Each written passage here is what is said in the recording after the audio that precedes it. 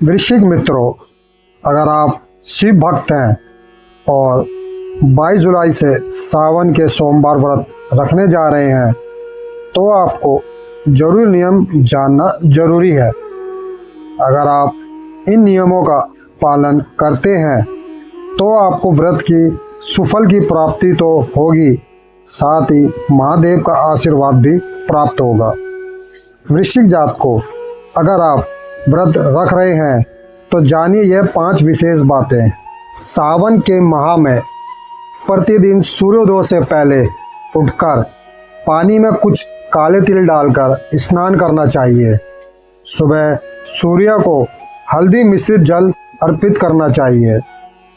जब भगवान शिव की आराधना करें तो सबसे प्रथम ताम्र पात्र में शिवलिंग रखें, तत्पश्चात ही अभिषेक करें।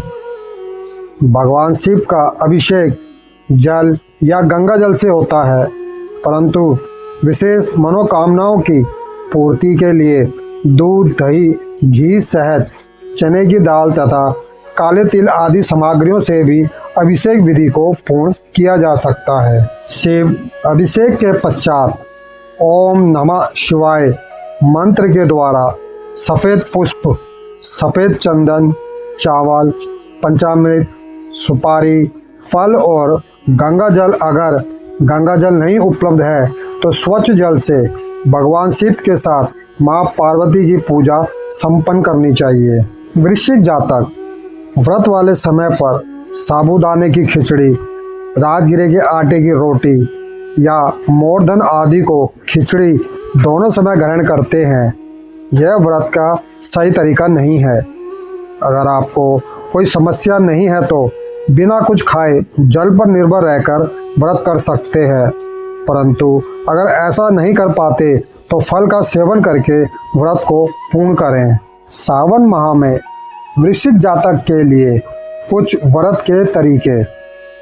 अदोपवास, इस व्रत को सायंकाल तक का उपवास भी कहते हैं और इस व्रत में पूर्ण दिवस में एक बार ही भोजन ग्रहण करना होता है।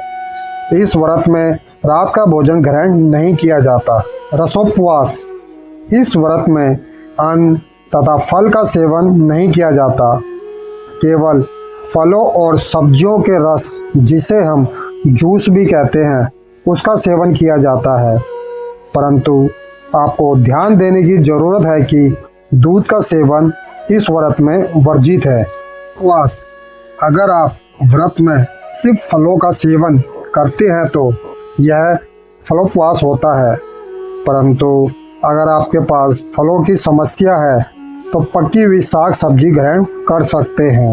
एकाहार उपवास, एक समय के भोजन में सिर्फ एक ही चीज़ ग्रहण की जाती है।